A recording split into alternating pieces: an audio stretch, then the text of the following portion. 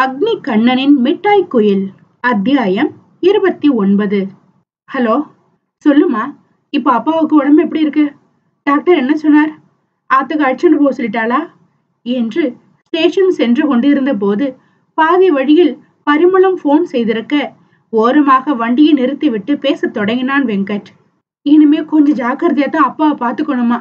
எண்ணெய் பொருள் எதுவுமே கொடுக்க கூடாதுன்னுட்டார் டாக்டர். கூடவே நாளைக்கு அப்பாவை டிஸ்சார்ஜ் பண்ணிக்கவும் சொல்லிட்டா. நீ இல்லாத குறைய கூட மாட இருந்த அந்த ஜெய் தம்பி தான் லோல் பட்டுன்னு இருக்கா வெங்கடா என்றவரின் குரல் தோய்ந்து வந்தது. மா, வருத்தப்படாத, அப்பா சீக்கிரத்துல பழைய மாதிரி குணமாயிடுவா என்றான் ஆறுதலாக. அப்படி குணமானா எனக்கு சந்தோஷம்தான். ஆனா குழலி என்னன்னு தெரியாம எப்படிடா நிம்மதியா இருக்க முடியும்? வயசு பொண்ணு ஏதாவது சிக்க கூடாத இடத்துல சிக்கி இருந்தா என்ன பண்றது? கலக்கமாக சொல்ல அதே கலக்கம் அவனுக்கும் உண்டே.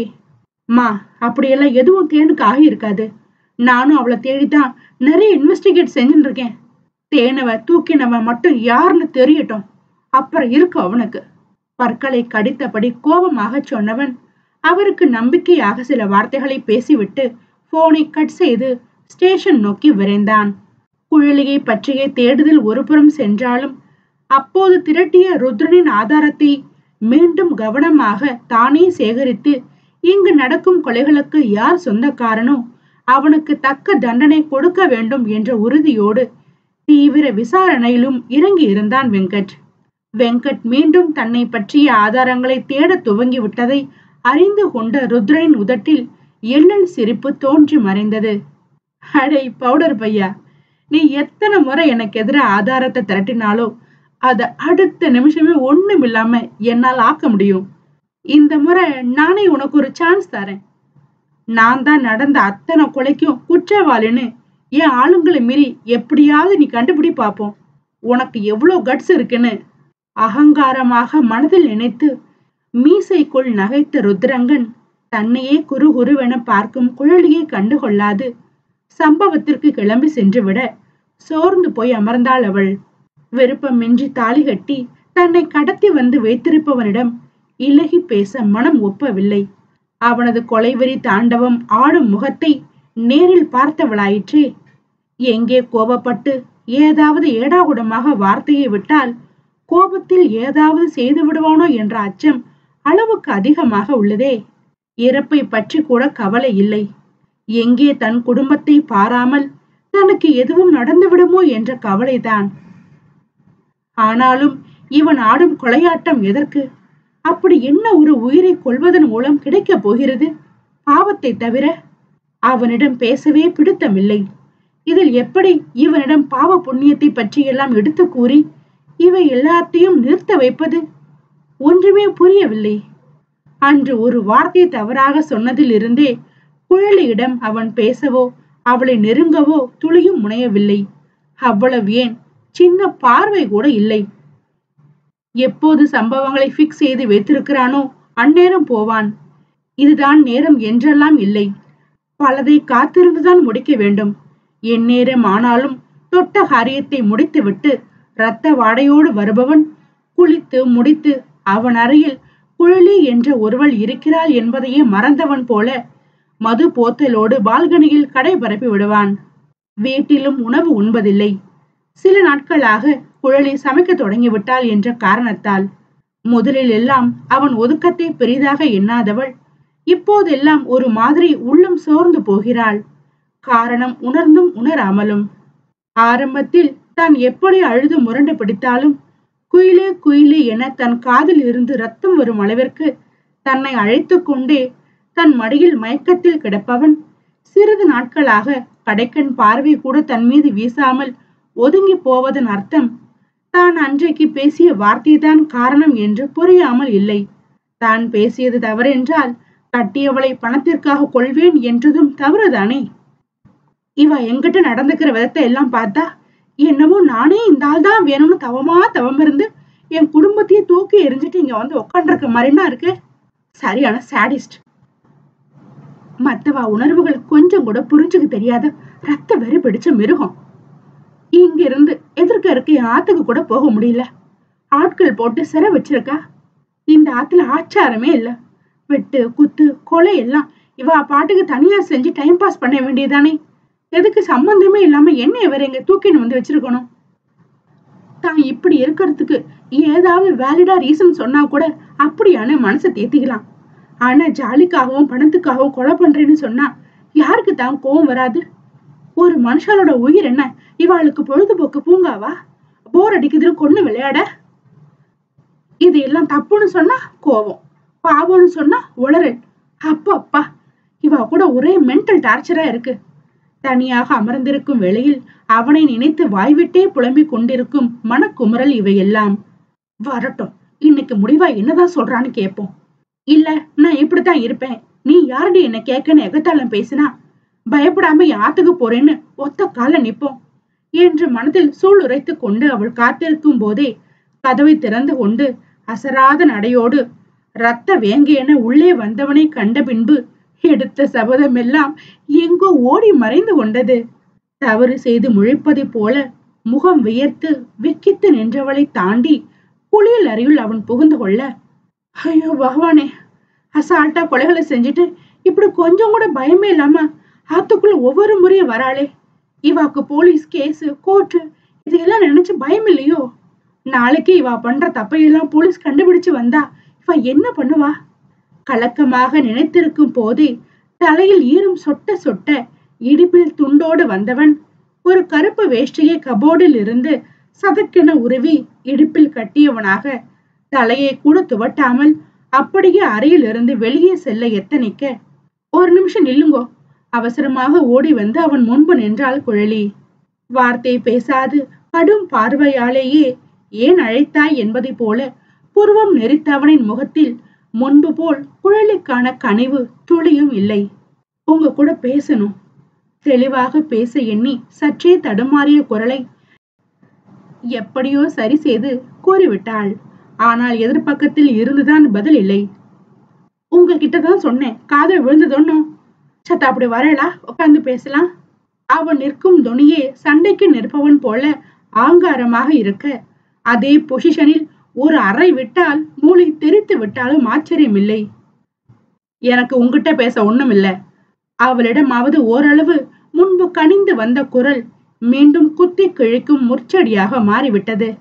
நீங்க எங்கிட்ட எதுவும் பேச வேண்டாம். நான் பேசுறத காது கொடுத்து கேளுங்கோ, அதுவே போரும். என்ன பாக்குறேன், வாங்கோ என தானும் சளைக்காது அதட்டலாக பேசி சென்று மெத்தையின் ஒரு முனையில் வெடுக்கென அமர, சற்று முகம் மாறாது அதே தொனியில் ஈரத்தோடு மேனி அதிர நடந்து வந்து அவளுக்கு மறுமுனையில் அமர்ந்தான். முதல்ல தலையை தொட்டுங்கோ. ஹேங்கரில் தொங்கிய தொண்டை எக்கி எடுத்து அவன் மீது போட, அவன் பார்த்த பார்வையில் நடு நெஞ்சில் உருண்டு விளையாடியது பயப்பந்து. இங்க பாருங்கோ, இன்னைக்கு என் மனசுல உள்ளது எல்லாம் உங்களாண்ட நேரடியா தெளிவா பேசி முடிச்சிடுறேன். கோபப்படாம என் பக்கம் இருக்க நியாயத்தை புரிஞ்சுண்டு அதன்படி நடந்துக்க ட்ரை பண்ணுங்கோ. அதை விட்டுட்டு கோபப்பட்டு பாதியில எழுந்து போற வேலையெல்லாம் வேண்டாம். நான் ஆரம்பத்திலேயே சொல்லிடுறேன். மூச்சு விடாமல் வாய்ப்பாடு போல ஒப்பித்தவளை புருவம் ஏற்றி ஒருவித நக்கல் பார்வை பார்த்தவனுக்கு தெரியாதா மிஞ்சி மிஞ்சி போனால் இவள் என்ன பேசுவாள் என்று? இருந்தும் அப்படி என்ன புதிதாக பேச போகிறாள் என்ற எண்ணத்தோடு கங்கு பார்வை மாறாது அவளை தீர்க்கமாக பார்க்க, எச்சில் விழுங்கினால் அந்த பழுப்பு விழிகளில் ஓடிய சிகப்பை கண்டு. அத்தியாயம் 30. பேச போகிறேன் என்று அரை மணி நேரம் ஓடிவிட்டது. கொத்தி தின்ன தூண்டும் குருவி குஞ்சு வாயை சத்தம் வராமல் திறப்பதும் பிறகு மூடுவதுமாய் ஏதோ தவிப்பாக அமர்ந்திருந்தவளை ஆழ்ந்து பார்த்தான் ருத்ரங்கன். இப்ப பேச போறியா இல்ல எழுந்து போகவா? மேலும் சிறிது நேரம் பொறுத்து பார்த்து பொறுமை இழந்து அவனை கத்தி விட்டான். அதில் நெஞ்சு திடுக்கிட்டு அவனை முறைத்தவளாய் ஒருவாறு மனதை தேற்றிக் கொண்டு எப்படியோ பாகு மிட்டாய் உதட்டை பிரித்து முத்து வார்த்தைகளை கொட்ட துவங்கி இருந்தாள் குழலி. இங்க பாருங்கோ, நீங்க பண்றது எதுவுமே சரியில்லை. உன்னை பிடிக்கும், அதனால உன் கல்யாணத்தை நிறுத்தி தாலி கட்டி தூக்கிட்டு வந்துட்டேன்னு நீங்க ஈஸியா சொல்லலாம். ஆனா அதோட பின் விளைவுகளை பத்தி கொஞ்சமாவது நினைச்சு பார்த்தேளா? இதனால நேக்கும் என் குடும்பத்துக்கும் எவ்வளவு மன உளைச்சல் ஏற்பட்டிருக்கும். சரி, என்னையும் என் குடும்பத்தையும் விடுங்கோ. இதனால வரைக்கும் உங்களை பத்தியாவது என்னைக்காவது யோசிச்சிருக்கேளா? கண்டிப்பா மாட்டேன். அப்படி யோசிக்கிறவாளா இருந்திருந்தா உங்க நெஞ்சில பயம் இருக்கும். ஐயோ, நாம தப்பு பண்றோமே. நாளைக்கு நம்மள தேடி போலீஸ் கேஸ்னு ஆனா நம்ம வாழ்க்கை என்னாகும்? நம்மள நம்பி வர வாழ்க்கை என்னாகும்னு உங்க எதிர்காலத்தை பத்திய பயமும் சிந்தனையும் இருந்திருக்கும். கொஞ்ச நாள் முன்னாடி வரைக்கும் நீங்க யாரோ நான் யாரோ, நீங்க என்ன பண்ணிட்டு இருந்தாலும் எனக்கு எந்த கவலையும் இருந்திருக்காது. ஆனா இனிமே அப்படி என்னால இருக்க முடியாதே. உங்க வாழ்க்கைக்குள்ளதான் என் வாழ்க்கையும் பிணைஞ்சிருக்கு. கட்டாயமா பிணைக்க வச்சுட்டேளே எனும் போதே குரல் நடுங்கி கண்ணீரும் அவள் கண்ணம் தாண்டிட கல்லாக சமைந்து சலனமற்று பார்த்தானே தவிர்த்து வார்த்தைக்கு கூட அவளுக்கு ஆறுதல் கூறவில்லை ருத்ரன். எனக்கு கணவரா வரப்போறவா எப்படிலாம் இருக்கணும், என்கிட்ட என்ன மாதிரி எல்லாம் நடந்துக்கணும்னு நிறைய நிறைய கற்பனைகளை வளர்த்து வச்சுட்டு இருந்தேன் தெரியுமா. ஆனா நீங்க என் கற்பனைக்கும் முற்றிலும் அப்பாற்பட்டவர்.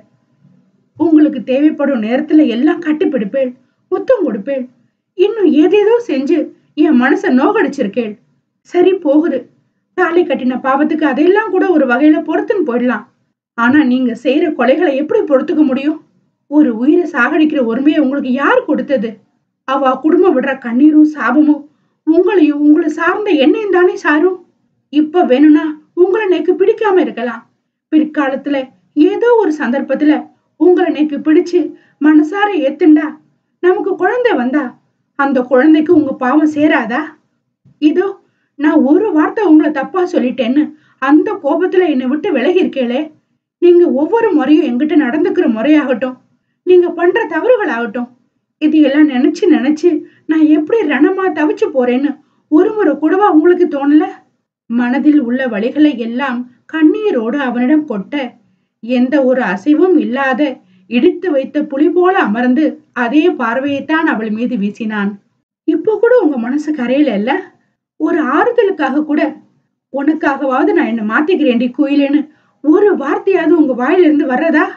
அவனது உணர்வுகள் தொலைத்த பார்வை கண்டு கொதித்து போய் மின்னல் வேகத்தில் பாய்ந்து அவன் சட்டை இல்லாத கட்டு மேனியில் நீள் சுருளாக கருகருவென வளர்ந்திருந்த நெஞ்சு முடியை பற்றி ஆவேசமாக உலுக்கி எடுக்க அப்போதும் பார்வை மாறாமல் அசையாமல் இருப்பவனை கண்டு ஆத்திரம் கூடியது அவளுக்கு.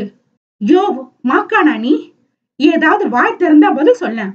ஜடம் மாதிரி உட்காண்டிருந்தா என்ன அர்த்தம்? குரங்கு குட்டியாக அவன் மடியிலேயே தாவி அடர்த்தியான கழுத்து வரை வைத்திருந்த அவன் தலைமுடியை பிடித்து ஆட்டியவளின் கோபத்தை கண்டு அரக்கனுக்குள்ளும் சிரிப்பு மூண்டது. ஆனாலும் வெளியே விரித்த முகம்தான் அவளது மரியாதை குறைந்த வார்த்தைகளில், ஏய் லூசு, மரியாதை இல்லாம பேசின அரைஞ்சிடுவேன், மரியாதை இறங்கி போடி. பம்பரம் போல கரகரவென தலையை ஆட்டியதில் உலகமே சுற்றுவதை போல உணர்ந்தவன் அவள் இடையில் கை நுழைத்து அவளை தள்ள முயன்றவனின் முதுகை இரு கால்களாலும் இறுக்கமாக கொக்கி போட்டு கொண்டாள். அவளையும் அறியாத பலத்த கோபத்தில், ஆமாயா நான் லூசுதான், நீ ஒரு நரகாசுரன்னு தெரிஞ்சு உனக்காக போய் கவலைப்படுறேன் பாத்தியா, நான் லூசுதான். முடிவை இப்ப என்னதான் சொல்ல வரீங்க? மூக்கை உறிஞ்சியபடியே கண்ணை புறங்கையால் துடைத்து கொண்டவள் உணரவே இல்லை அவனது இரும்பு தொடைகளில் அவள் எஜமானியாக அமர்ந்திருப்பதை. அரக்கனே ஆனாலும் மனைவியிடம் அடிமையாகத்தான் வேண்டும். அரக்கனும் மனைவியானவளை நேசிக்கும் பொருட்டு ஆரம்பத்தில் எல்லாம் அவனது கூட்டாளிகள் பேசுவதை கேட்டிருக்கிறான். மனைவியை ஆரம்பத்திலேயே அடக்கி வைக்க வேண்டும், அடித்து மிரட்டி அடிமைப்படுத்த வேண்டும். இல்லையே கைமீறி போனால் மனைவி நம்மை அடிமைப்படுத்தி விடுவாள், அது ஆண்களுக்கு அவமானம்.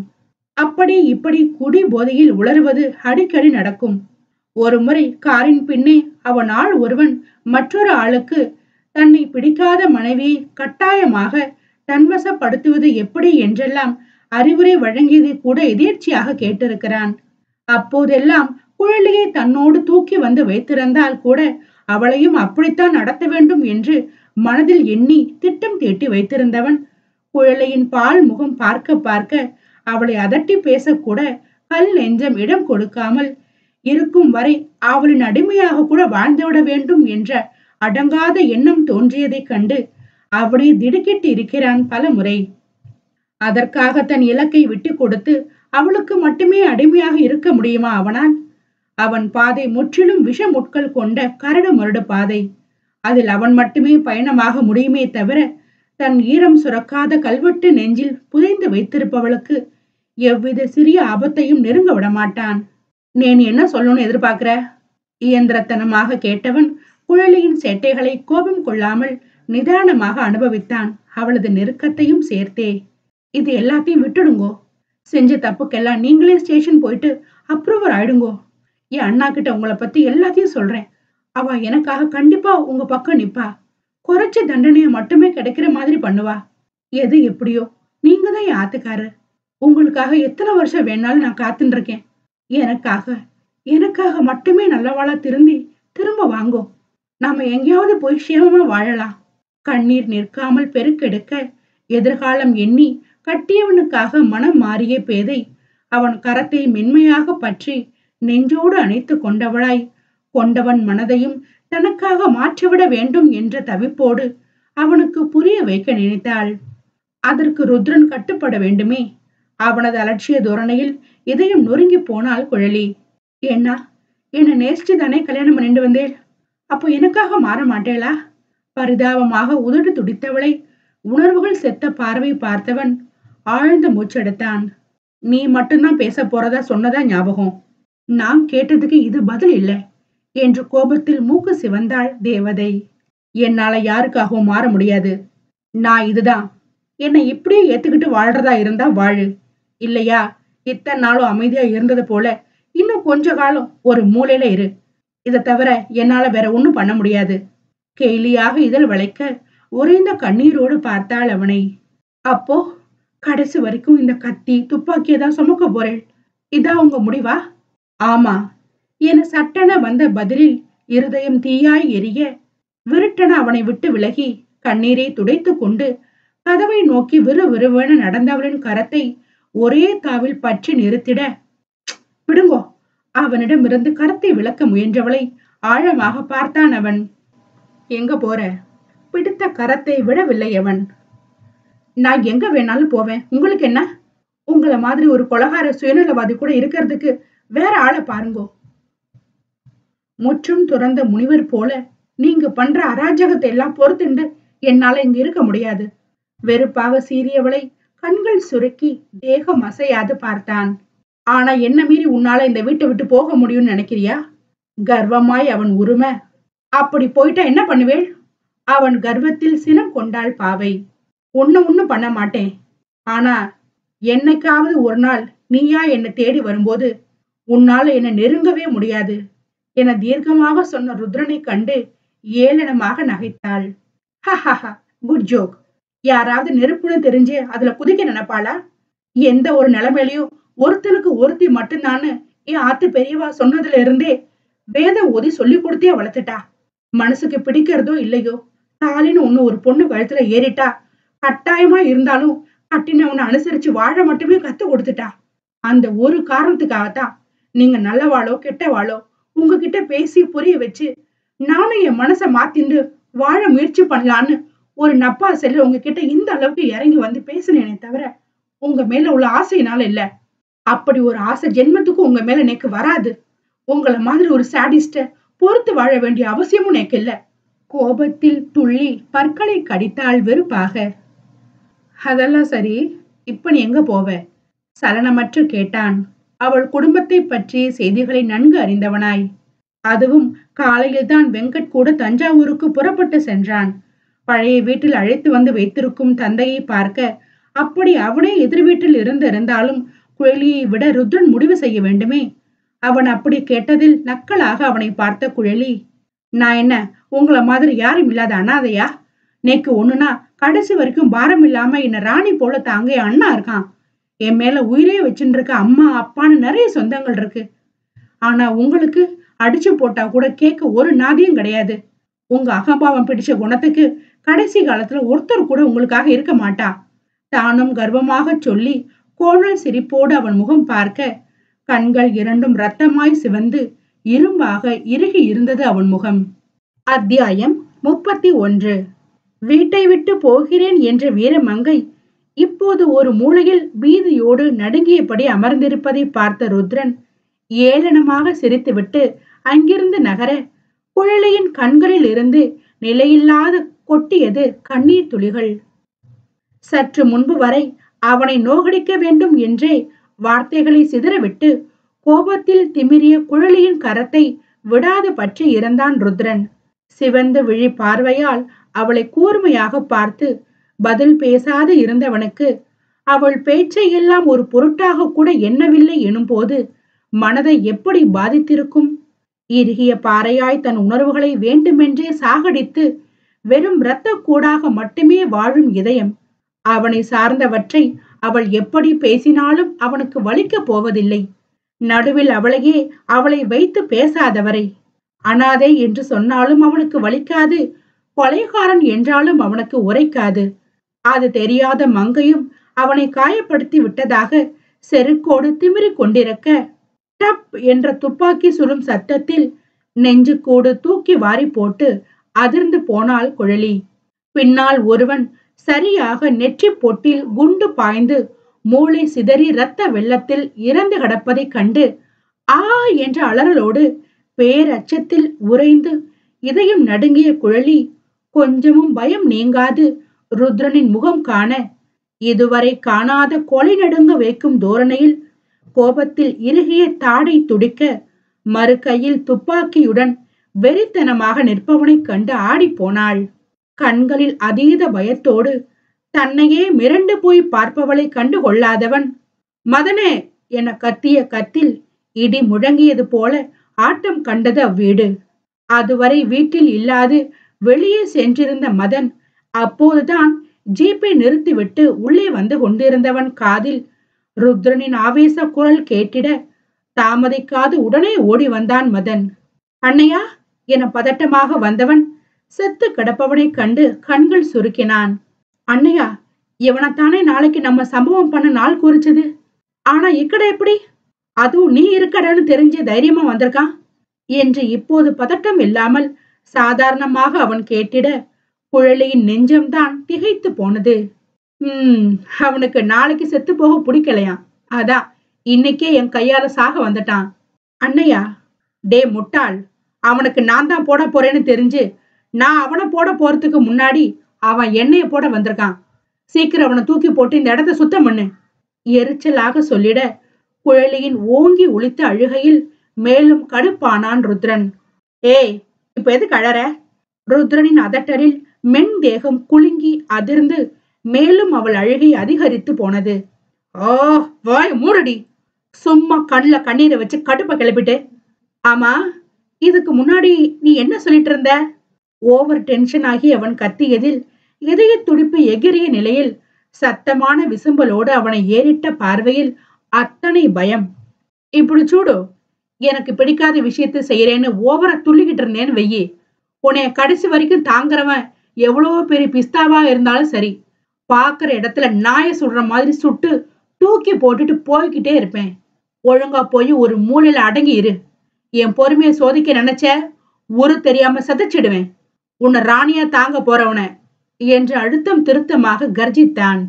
மிரண்ட மான்குட்டியாக நெஞ்சடைத்து நின்றவளை இழுத்து மெத்தையில் தள்ளிவிட்ட ருத்ரன் அவளது கண்ணீர் தேங்கிய துடிக்கும் முகத்தை பார்த்தபடியே வெளியேறியிருந்தான். முதல் நாள் இரவு வந்து சென்ற வெங்கட் மறுநாள் காலையிலும் காவேரியை பார்க்க ஆவலோடு வந்திருந்தவன் மீண்டும் அவள் மனதை சுக்கலாக உடைத்து விட்டு சென்றிருந்தான். இனி ஒரு பொழுதும் தனக்கு கிடைக்கவே கிடைக்காது என நினைத்திருந்த காதல் ஒற்றை இரவில் தன் கை சேர்ந்த மகிழ்ச்சியில் அவன் இட்டு சென்ற முத்தம் அடி தொண்டை வரை விட்டாயாய் தித்திக்க விடிய விடிய காதலன் நினைவில் உறங்காமல் புரண்டு கொண்டிருந்தாள் காவேரி. சூரியனிடம் போட்டி போட்டு அதன் கதிர்கள் வரும் முன்பே வேகத்துடன் எழுந்த காவேரி வீட்டு வேலைகளை எல்லாம் பதமாக முடித்து வியர்வையில் துளிர்த்த உடலை குளிர்ந்த நீரால் சுத்தப்படுத்தி கொண்டவளாய் அவளிடம் இருப்பதிலேயே நல்ல தாவணியை சுற்றி கொண்டு என்றும் இல்லாத திருநாளாய் கண்ணாடியை பார்த்து பவுடர் பூசி பொட்டு வைத்த முகத்தை அடிக்கடி கண்டு நாணம் கொள்வதை ராஜேஸ்வரி பாட்டி யோசனையாக பார்த்தார். வயது பெண் வந்த நாளில் இருந்து ஏனோ தானோவென சுற்றிவிட்டு திடீரென முகத்தில் தேஜஸ் கூடி தனியாக வெட்கப்பட்டு சிரித்து கொண்டால் என்ன அர்த்தம் என வயதில் அனுபவமிக்கவர் என்னதென உணராமல் இருப்பாரா? அவளின் படபடப்பான உற்சாக முகத்தை கண்டு தனக்குள் சிரித்து கொண்டவர் காவேரியிடம் எதுவும் கேட்டு அவளை சங்கடப்படுத்த விரும்பாமல் எப்போதும் போல இயல்பாகவே இருந்தார். ஆனால் காவேரியின் கால்கள் தான் தரையில் நிற்காமல் வாசலுக்கும் வீட்டிற்கும் நடையாய் நடந்தது.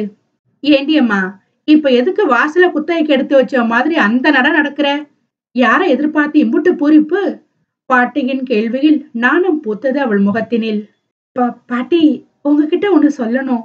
எப்போதும் தடுமாற்றம் இல்லாமல் படபடப்பாக பேசுபவள் பாட்டியிடம் பேச தடுமாறி போனாள். சொல்லுமா என்றார் வாஞ்சையாக. தான் வெங்கட்டை காதலித்தது தொடங்கி அனைத்தையும் சொல்லி முடித்தவள், இன்னைக்கு அவைய கூட்டிட்டு போறேன்னு சொன்னாவ பாட்டி, வந்தா கூட போகட்டுமா என்று பாவமாக அவர் அனுமதி கேட்க மெல்ல சிரித்தார் பாட்டி. இதை ஏம்மா என்கிட்ட கேக்குற? உன்னை கட்டிக்க போறவர் தானே, உனக்கு விருப்பம் இருந்தா தாராளமா கூட போ, சந்தோஷமா வாழ்க்கையை தொடங்கு. ஆனா ஒண்ணு, அவர் வீட்டுல உள்ள பெரியவங்க சம்மதத்தோட போ. என்னதான் நாம ஜாக்கிரதையா இருந்தாலும் இந்த உலகம் பொம்பளைங்க மேலதான் ஈஸியா பழிய சொல்லும். கள்ளம் கபடம் இல்லாத வயசு பொண்ணு நீ. வாழ்க்கையில நிறைய கஷ்டங்களை சந்திச்சிட்ட. இனியாவது நீ நிம்மதியான வாழ்க்கையை வாழணும்.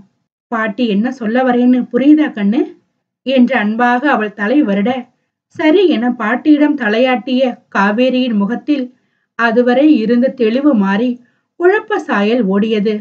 வெங்கட்டின் பெற்றோர்களை எண்ணி அவளின் எதிர்பார்ப்பை வீணடிக்காமல் காக்கி உடையில் தோரணையாக பைக்கில் வந்தவனை கண்டு பரவசத்தில் துள்ளினாள் காவேரி. பாட்டி, மச்சான் வந்துட்டாவ என்று சிறுமி போல அவள் உற்சாகம் கொள்ள, தம்பிய உள்ள கூப்பிடுமா என்றார் கனிவாக. கட்டச்சி, பார்த்ததும் அள்ளி கொள்ள தோன்றும் ஆவேசத்தோடு மின்னல் வேகத்தில் நெருங்கியவனை பார்வையாலே அடக்கி பாட்டி என அவர் பக்கம் காட்டியவளை ஏமாற்றமாக பார்த்தான் வெங்கட். வணக்கம் பாட்டி. ஏனோ அவரை கண்டதும் மரியாதை தானாக வந்தது அவனுக்கு. நமஸ்தே தம்பி, உட்காருங்க என்றிட தலையாட்டி விட்டு அமர்ந்தவனுக்கு பாட்டி முன்பே சொன்னதன் பேரில் காஃபியை எடுத்து சூடாக நீட்டிய கண்மணியை பார்வையாலே விழுங்கி கொண்டான் அவளவன். உங்களை பத்தி காவேரி எல்லாம் சொன்னா தம்பி. தங்கமான பொண்ணு காவேரி. அவ வாழ்க்கை நல்லா இருந்தா எனக்கும் ரொம்ப சந்தோஷம். பாட்டி சொன்னதும் இதமான புன்னகை அவனது ரோஸ் நிற உதட்டில். ஆனா ஒரு விஷயம் சொல்லணும் தம்பி என்றதும் என்ன என்பது போல கண்கள் கூர்ந்து சுருங்கின. காவேரி சொன்னா, உங்க வீட்டுல இன்னும் உங்க காதலுக்கு சம்மதம் சொல்லலேன்னு. அதோட உங்க அம்மா அப்பா இல்லாத இந்த நேரத்துல காதலியே ஆனாலும் வயசு பொண்ணை எப்படி நீங்க கல்யாணம் ஆகாம கூட வச்சிருக்க முடியும்? ஊர்ல இருக்கிற உங்க அம்மா அப்பா திரும்பி வந்து பார்த்தா என்ன நினைப்பாங்க? அதனால உங்க அப்பா அம்மா சம்மதம் சொல்ற வரைக்கும் காவேரி என் கூடவே இங்கேயே இருக்கட்டும் தம்பி. என்னடா இந்த கிழவி கொஞ்ச நாள் அவ வீட்டுல இவ்வளவு வச்சிருந்துட்டு ஓவரா உரிமை எடுத்துக்கிறாளேன்னு நினைக்காதீங்க. காவேரி இங்க வந்த கொஞ்ச நாளே ஆகியிருந்தாலும் என் சொந்த பேத்திய போலவே மாறிட்டா. ஆரம்பத்துல அவ உன்னை தேடி வந்த அன்னைக்கே நீ அவளை எப்படியாவது உன் கூடவே வச்சிருந்தீன்னா பிரச்சனை இல்ல. இப்பதான் அவளுக்கு நான் துணையா இருக்கேனே. உன் அப்பாவுக்கு உடம்பு குணமானதும் காவேரியை பத்தி நிதானமா எடுத்து சொல்லி அவங்க சம்மதத்தோட அவளை உன் வீட்டுக்கு அழைச்சிட்டு போறியா தம்பி? யாருக்கும் மன கஷ்டம் இருக்காது. அவர் ஒன்றும் கட்டளை இடவில்லை. மாறாக இப்படி செய்தால் யாரின் மனமும் வேதனை கொள்ளாது என்ற எண்ணத்தோடு எடுத்து சொன்னவருக்கு வெங்கட் காவேரியை இப்போதே அழைத்து செல்லத்தான் போகிறேன் என்றாலும் அவர் மறுக்க போவதில்லை. யோசனையாக அவன் காவேரியை பார்த்தான். அவளும் தவிப்போடு பாட்டி சொல்வது சரி என்பது போல பார்த்தாள் அவனை. அத்தியாயம் 32. வெங்கட்டும் காவேரியும் பாட்டியிடம் சொல்லிக் கொண்டு வீட்டின் அருகே இருந்த காலியான இடத்தில் பாதி அளவில் கட்டிவிட்டு சென்றிருந்த காம்பவுண்டு பின்னே நின்றிருந்தனர் தனிமையில். என்ன மச்சான், வந்ததுல இருந்து அமைதியாவே நிக்கிற? ஏதாச்சும் சொன்னா தானே மேற்கொண்டு என்ன பண்றதுன்னு யோசனை பண்ண முடியும். அண்ணாந்து அவன் முகம் பார்த்து மென்மையாக வினவினாள் காவேரி. அதான் நான் வர்றதுக்கு முன்னாடியே உன்னோட புது பாட்டிக்கிட்ட எல்லாத்தையும் பேசி முடிவெடுத்து வச்சுட்டியே. இதுக்கு மேல நான் என்ன பேசணும்னு எதிர்பார்க்கிற? சற்றே சிடுசிடுப்பாக வெளிவந்த குரலோடு அவன் முகத்தை திருப்பி கொண்டதை பார்த்து பரிதவித்து போனாள் பாவை. ஐயோ மச்சான், எதுக்கு இப்படி தப்பா புரிஞ்சுக்கிற? நான் எதுவும் பாட்டிக்கிட்ட சொல்லல. அவையலாதான் என் மேல உள்ள அக்கறையில அப்படி பேசிவிட்டாவ. நீ கோச்சுக்காத. வேணும்னா வா, நான் இப்பவே பாட்டிக்கிட்ட சொல்லிட்டு உன் கூட வரேன். அவசரமாக அவன் கைப்பற்ற, பட்டென உதறிவிட்டான் அவளை. என்ன மச்சான்? புரியாமல் விழித்தாள் காவேரி. என்னடி, நான் உண்மையில ஆரம்பத்துல இருந்து அக்கறை காட்டலன்னு சொல்லி காட்டுறியா? நான் கூட உன்னை என்னமோ நினைச்சேன்டி. ஆனா நீ நேக்கா காய் நகர்த்தி ஆரம்பத்துல உன்னை நான் கூட சேர்த்துக்காம விட்டதையெல்லாம் யாரோ ஒருத்தன் பாட்டுக்கிட்ட சொல்லி என்னை அவமானப்படுத்திட்டல்ல. வா என்றதும் எதை பற்றியும் யோசிக்காமல் தன் கரத்தை பிடித்து கொண்டு பூனைக்குட்டி போல உடனடியாக ஓடி வராமல் தன்னை நம்பாது யாரோ ஒரு மூன்றாம் மனுஷி சொல்வதுதான் சரி என்று நின்றவள் மீது கோபமோ என்னவோ, அல்லது ஆரம்பத்தில் தான் அவளை அம்போவன விட்டு தவறு செய்ததில் தன் மீதே உண்டான கோபமோ, ஆக மொத்தத்தில் அவன் சூழ்நிலை எதுவுமே சரியில்லை. தொலைந்த தங்கையும் இன்னும் கிட்டவில்லை. குடும்பத்தில் மகிழ்ச்சியும் இல்லை. கொலைகாரனை கண்டுபிடிப்பதில் டென்ஷன் என அந்த கோபம் எல்லாம் ஒன்று சேர வார்த்தை மெல்ல மெல்ல தடித்தன உரியவளிடம். என்ன மச்சான் பேசுற? நான் போய் உன்னை அப்படிலாம் நினைப்பேனா? இத்தனை நாளும் எனக்கு ஆதரவு கொடுத்து என்னை அவங்க சொந்த பேத்தி போல அன்பா பாத்துக்கிட்டாங்க. அந்த எண்ணத்துலதான் அவகிட்ட உன்னை பத்தி சொன்னேன். அதுவும் தப்பா எதுவும் சொல்லல மச்சான். உன்னை அவமானப்படுத்த நினைச்சேன்னு சொல்றதெல்லாம் பெரிய வார்த்தை. எனக்கு கஷ்டமா இருக்கு. வருத்தமாக அவனுக்கு புரிய வைக்க நினைக்க அதை அவன் காதில் வாங்கினான். இல்லை, சும்மா நடிக்காதடி. அந்த பாட்டி சொல்றத பார்த்தா என்னவோ நான் உன்னை தனியா கூட்டிட்டு போய் எடுத்து சீரழிச்சு நடு ரோட்ல நிறுத்திட்டு போயிடுவேன்ற மாதிரி பேசுது. நீயும் என்னவோ அதான் உண்மைங்கிற மாதிரி அவங்கள பேச விட்டு வேடிக்கை பாக்குற. அந்த அளவுக்கு நம்பிக்கை இல்லாதவ என்ன எதுக்கு என்ன காதலிச்சு ஆந்திரா வரைக்கும் தேடி ஓடி வந்த? உன் ஊர்ல உன் தாத்தா சொல்றவனை கட்டிக்கிட்டு வாழ வேண்டியதானே? சிடு சிடுவன சீற்றத்தோடு அவளை நோகடிக்கும் பழைய வெங்கட்டாக யோசிக்காமல் வார்த்தையை சிதறவிட்டு வெறுப்பை கொட்ட அவன் பேச்சில் ஸ்தம்பித்து நின்று விட்டாள் காவேரி. யோ போதும், இதுக்கு மேல வார்த்தையை விடாத. நீ பேசுற பேச்சுக்கு எனக்கு எப்படி என்ன பதில் பேசணும்னு கூட புரியல. அந்த அளவுக்கு மனசு வலிக்குதியா? சொன்னா புரிஞ்சுக்கோ. கண்களின் திரை மறைக்க கண்ணீர் முட்டி குரல் நடுங்கியவளின் மனதை அவன் இருந்த டென்ஷனில் உணரவே முயற்சிக்கவில்லை. ஆமா, எல்லா வழியும் உனக்கு மட்டும்தான் இல்ல. என் குடும்பத்துல 1000 பிரச்சனை இருந்தாலும் அதை எல்லாம் ஓரங்கட்டி வச்சுட்டு உன்னை போய் தேடி வந்தேன் பாரு. என்ன சொல்லணும்டி? அதானே, என்னதான் நாய குளிப்பாட்டி நடு வீட்டுல வச்சாலும் அது புத்தியத்தானே காட்டும். நீ எதுக்காக எங்கூட வராம இந்த நாடகம் ஆடுறன்னு நேக்கு நன்மாவே புரிஞ்சு போயிடுத்து. எல்லாம் அவனுக்காகத்தானே. நீ இங்க வந்த நாள்ல இருந்து அவன் தானே தங்க தூங்க திங்க உனக்கு பார்த்து பார்த்து எல்லாம் பண்றான். என்ன இருந்தாலும் நான் உன்னை எக்கேடோ கெட்டு போன விட்டவன் தானே. அதான் அவனை பிரிஞ்சு எங்கூட வர நோக்கு விருப்பம் இல்ல. உனக்கு நல்ல தோதான இடமா இங்க அமைஞ்சு போச்சு. பாட்டி துணையோட என்ன வேணாலும் பண்ணலாம். அவனையும் அறியாமல் பேசிய சில தடிமனான வார்த்தைகள் மதனை நடுவில் வைத்து இருபொருள் பட பேச்சாக மாறிய நொடி அவன் காக்கி சட்டையை ஆவேசமாக பற்றி இருந்தாள் காவேரி. யார பார்த்து என்ன வார்த்தை பேசுற? கண்கள் இரண்டும் கோவை பழமாக கோபத்தில் சிவந்து உருள அவன் உதிர்த்த வார்த்தைகள் கத்தியின்றி ரத்தம் சிந்திய இதயம் மீண்டும் ஒரு முறை காதலில் தோற்று போனது. நீ விரட்டி விட்டதும் விலகி வந்துட்டேனையா. திரும்பவும் நீயே தானே ஏதேதோ பேசி வந்து என் மனச கலைச்ச. இப்ப மறுபடியும் உன் கேடுகட்ட புத்திய காட்டிட்டல்ல. இதுக்கு முன்னாடி நீ எப்படி பேசியிருந்தாலும் என்னை தேடி வந்து ஒத்த மன்னிப்பு கேட்டதும் மனசு உருகி இதோ இப்ப திரும்பவும் மனசு ரணப்பட்டு உன் முன்னால அழுது வளைஞ்சிட்டு இருக்கேன் பாரு. என் புத்தியத்தான் செருப்பால அடிச்சுக்கணும். நீயே ஒரு புத்தி கெட்ட மனுஷன்யா. என்னைய மாதிரி இன்னும் எத்தனை பொண்ணுங்களை தரகுறமா நடத்தினியோ அந்த பாவந்தான் உன் வீட்டு பொண்ணை எவனோ தூக்கிட்டு போயிட்டான். அவள் ஆவேசமாக சொன்னதை மீறி வெளிவந்த கண்ணீர் கரைந்து கன்னத்தை தாண்டி உதடு நடுங்கியதில் பைத்தியம் தெளிந்தான் வெங்கட். தன் மீது தவறு உள்ள காரணத்தால் கை முஷ்டி இறுகிய நிலையில் உணர்வுகள் துடிக்க அவளையே வெறித்தான் அவன். கட்டச்சி, நான் வேணும்னே பேசலடி. பேசிய வார்த்தையின் வீரியம் உணர்ந்து அடுத்த வார்த்தை பேச முடியாமல் உள்ளூர மருகி போனான்.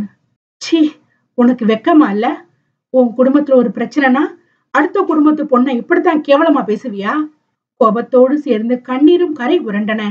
இல்லடி, வேற ஏதோ கோபம். அத உன்கிட்ட அப்படி பேசிட்டேன். பிளீஸ் மன்னிச்சிடு காவேரி என்று தவிப்பாக அவன் சட்டை பற்றி உலுக்கிக் கொண்டிருந்த கரத்தை பற்றி கெஞ்ச இம்முறை அவள் அவனது கரத்தை தட்டிவிட்டு பின்னால் நகரவும் நெஞ்சில் பெருத்த அடி அவனுக்கு. அம்மோ, ஆண் உதடு நடுங்கியது. போதும் யா, இதுக்கு மேல எதுவும் பேசாத. பேசின வரைக்கும் உன்னை நேசிச்ச என் மனச ரொம்பவே குளிர வச்சுட்ட. என்ன இருந்தாலும் இவன் அனாத கழுதுதானே. நாம எப்படி என்ன பேசினாலும் இவனுக்கு உரைக்காது. நம்ம கிட்டதான் நாக்கு தொங்க போட்டுட்டு ஓடி வருவான்ற எண்ணத்துல தானே ஒவ்வொரு முறையும் என்னை வார்த்தையால கூறு போடுற என்று கண்ணீரை புறங்கையால் துடைத்தவளை தவிப்பாக அவன் நெருங்க ஈரடி பின் சென்றாள் அவள். என்ன சொன்ன? ஊர்ல இருந்து உன் தாத்தா சொல்றவனையும் கட்டிக்கிட்டு வாழ வேண்டியதானேன்னு. என் தாத்தா உயிரோட இருந்திருந்தா நான் ஏயா உன்னை தேடி இம்புடு தூரம் ஓடி வர போறேன் என்று அவள் விரக்தியின் உச்சத்தில் வேதனையாக சொல்ல அதிர்ந்து போனான் வெங்கட். நீ போன 3 மாசத்துல தாத்தா செத்து போச்சு. மீதி 3 மாசமும் வக்ரவாதங்க கிட்ட இருந்து என்னை காப்பாத்திக்கவே நாக்கு தள்ளி போச்சு.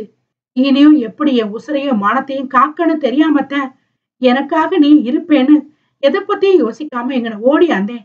ஆனா இங்கன வந்ததுக்கு பிறகுதான் புரிஞ்சது இம்புட்டு அவமானப்பட்டு எதுக்கு இந்த உசுரை தக்க வச்சுக்கணும்னு. அவளின் சோகம் இழையோடிய சொல்லில் அளவுக்கு அதிகமாக உயிர் வரை பதறி துடித்து விட்டான் வெங்கட். அம்மோ, ஏண்டி இப்படி எல்லாம் பேசுற? சத்தியமா நான் வேணும்னு பேசுறடி. தப்பு தப்பு தப்பு, நான் தான் தப்பு பண்ணிட்டேன். நீ எப்பேற்பட்ட சூழ்நிலையில என்னை தேடி வந்திருக்கேன்னு தெரிஞ்சுக்காம விட்டுட்டேன். இந்த முட்டாள் பெரிய தப்பு பண்ணிட்டேன். என்னோட பக்கம் இருந்து என் கஷ்டங்களை மட்டுமே பார்த்தவன் உன் பக்கம் இருந்து எதையும் யோசிக்காம விட்டுட்டேன்டி. உன் தாத்தா இறந்த விஷயத்த வந்த நாளே சொல்லி இருந்தா உன்னை இவ்வளவு தூரம் தனிமையில தவிக்க விட்டுருக்க மாட்டேனேடி. வேதனையாக அவளை மீண்டும் நெருங்க சுதாரித்து நகர்ந்து கொண்டவளின் இதழில் மெல்லிய கேலி புன்னகை. சொல்லி இருந்தா வாழ்க்கை பிச்சை போட்டிருப்பியா? நானும் உன்னை உசுருக்கு உசுரா நேசிக்கும் போது நான் எதுக்கடி உனக்கு வாழ்க்கை பிச்சை தரணும்? ஹோயா, தமாசு பண்ணாம. நீ பேசுன அத்தனை வார்த்தைக்கும் சரிக்கு சரியா பேச எனக்கும் தெரியும். அப்படி பேசுனா உனக்கு எனக்கும் வித்தியாசம் இல்லாம போகும். அது எனக்குத்தான் கேவலம். இப்ப கூட என் தாத்தா செத்து போன விஷயத்த உங்ககிட்ட சொல்லி பரிதாபத்தை வாங்க நினைக்கல. ஏன் இக்கட்டான சூழ்நிலை போக நாதி இல்லாம எங்கன கடந்து யார் யார்கிட்டயும் அவமானப்பட்டுக்கிட்டு கிடக்கேன். வெக்கத்தை விட்டு சொல்ல போனா செத்து போக கூட தைரியம் இல்லையா? எங்க எப்படி என் பணத்தை தூக்கி போட கூட ஆளுங்க இல்லாம நாத்தம் முடிச்சு காரி மூஞ்ச கட்டையா கிடக்குமோன்னு பயமா இருக்கு என்று முகத்தை மூடி அழுதவளை காவேரி என பாய்ந்து வந்து இறுக்கி அணைத்து கொண்டு உடல் குலுங்கி சத்தம் வராமல் கதறி விட்டான். விடியா, என்னை தொட்டு உன்னை நீயே களங்கப்படுத்திக்காத என்று அவள் சொல்லி முடிக்கும் முன்பு இதழை மொத்தமாக மூடி இருந்தான். அவளின் உயிர் போகும் வார்த்தைகளை தாங்கும் சக்தி இல்லாமல் சில நிமிடங்களில் முத்த கண்ணீர் ஒரு எல்லைக்கு வர இதற்கு மேலும் காவேரியை அங்கேயே தவிக்க விட்டு செல்வானா? பாட்டியிடம் சொல்லிக்கொண்டு காவேரியை பைக்கில் தன் வீட்டிற்கு கடத்தி இருக்க அவளின் முரண்டு எல்லாம் அவனிடம் தோற்று போனது. ஒரு முறை எளிதாக அவனை மன்னித்த மங்கை இம்முறையும் மன்னிப்பாளா என்பதில் பெரும் சந்தேகமே. அவனை விட்டு தப்பிக்க வழி இல்லை என்றால் பேசிய அனைத்து வார்த்தைகளுக்கும் உடனிருந்தே தக்க தண்டனையும் கொடுப்பாள் காவேரி.